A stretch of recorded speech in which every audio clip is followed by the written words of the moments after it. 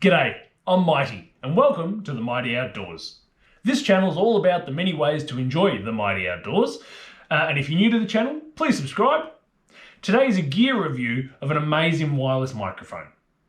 YouTube content creators understand that while the audience will accept some poor video, poor audio is a major distraction from otherwise great content. Shooting regularly from the mighty outdoors, I've experienced my fair share of poor audio, whether it be from wind noise or from GoPros creaking and moving on their mounts.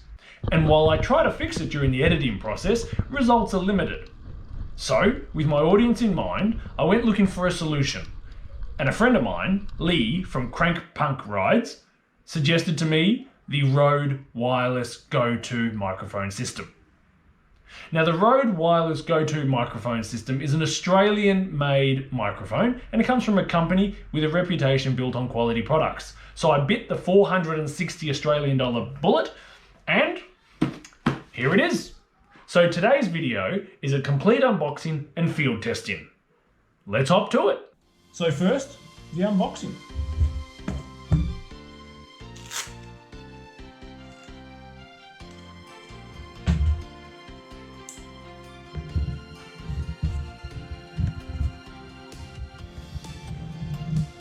It comes in a big box, but itself is quite a small unit. Right, so in the box you get cables, a neoprene pouch for storage, a sachet of desiccant, do not eat, and then we've got two wireless microphones, 1, 2, and the receiver. Also comes with these great little click-in wind guards. Definitely made in Australia. Very, very pleased to see that. One thing which I'd read about before I made this purchase is that these wireless wind deflectors can apparently lock in clockwise to fix, counterclockwise to unclip. There you go. Gee, I wish I had that much hair on the top of my head. The wireless receiver does not have a microphone. However, these have onboard recording as well, I understand, which is great. So even if you head out without a receiver, you can still work. I think you've got about 7 hours worth of onboard audio. And that's it. That is the contents of the whole lot.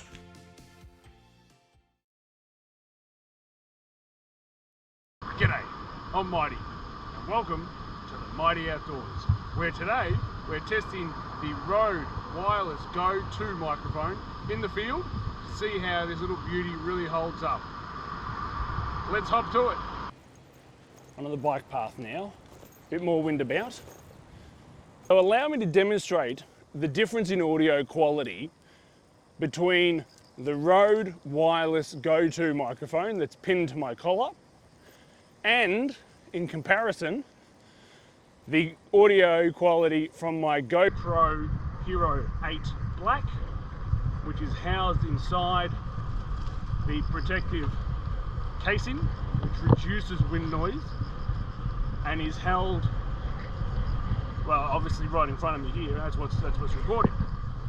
And to do so, let me talk a little bit about some things that are coming up on the channel. So right now, I'm in Osaka, Japan. Now there's many things to love about Japan, of course, but I have the opportunity to try something a little bit out of the ordinary, and that is to do some bike packing. I hope to be able to offer a different experience for you on YouTube. I've got a couple of short-term destinations, but the big one, the crowning jewel, is a multi-week trip out on the Shikoku Ohendro, a Buddhist pilgrimage which effectively does the entire lap of Shikoku, one of the main islands in Japan, and is dotted with 88 separate temples. And so the idea is to do a bike packing trip between these 88 temples and to do a full loop. That's the plan. I'm doing it because I want to do it, but I'm recording it and sharing it on YouTube with the intent of encouraging others and inspiring others who might be thinking of doing something similar to go out and give it a shot for themselves. Here we go, receiver is on. Wind muff is off. Let's see what difference this makes. We're going to ride on down this hill. It's going to accelerate the wind, of course, as we're coming downhill. And at the same time without a wind muff. Passing traffic. Let's see what the audio quality is like without this wind muff. Let's see if it's going to be something you can bear listening to.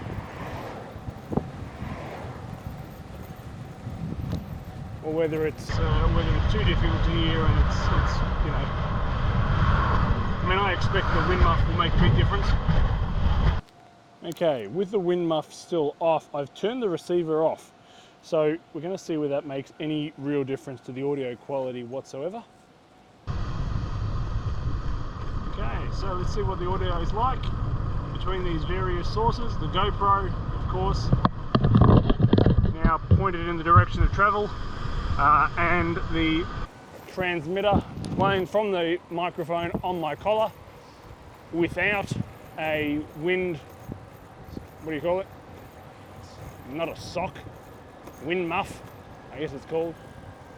Big furry black thing on the end of it, and without being paired to the receiver. Okay, the next test is a steep descent test. There's a monkey. It's a steep descent test. It's going to be a lot of wind noise. This would be an excellent way to test the microphone, but I do need to have both hands on the handlebars. Fast descent. Okay. So the real question is going to be, if I'm talking normally at this, what would be a regular conversational sort of range? You know, certainly not talking loudly. So I've made the descent in one piece. Let's arrive. Oh, down at the Minnow Dam. See that behind me here. I'll be really interested to see how this audio comes out, because that descent was very steep. There's a lot of wind noise. And if this little microphone did a good job, well then that ought to be all the recommendation that anyone could ever need. Right, so that's the field test done. Let's go back to the studio for a few closing comments.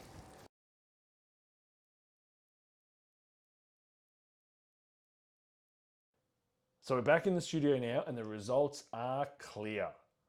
I get dramatically improved audio when using the Rode Wireless Go2 microphone system. It works very well in the wind with the wind muff securely attached. There's no drop in audio quality whether you use it with the receiver or without the receiver. Each of these transmitters can hold up to 7 hours of uncompressed audio file each, and the transmitter holds very securely to your collar, and it wasn't an irritation even when cycling. Since I purchased this device, I've continued to use it, and on this basis, the only improvements I would offer up for consideration would be an optional audible beep when you turn the microphone on and off, as it can be a bit difficult if you're cycling to see the little blue light which is often obscured underneath the wind muff. And secondly, a software upgrade which will allow for the exportation of multiple files at a time from the transmitter, as it's currently just one audio file at a time. In short, however, this is a major upgrade to the audio of my YouTube videos, and I'll continue to use it. I hope that as my channel grows, I'll be able to recoup some of the cost that I've incurred to get it. The system does exactly what I bought it for, which is capturing great audio in the mighty outdoors. And if you decide to get yourself a set, I'm sure it will do very well for you too. I hope this in-depth test has been of use to you. Thanks for your time, and I hope to see you again soon in the mighty outdoors. Hooroo!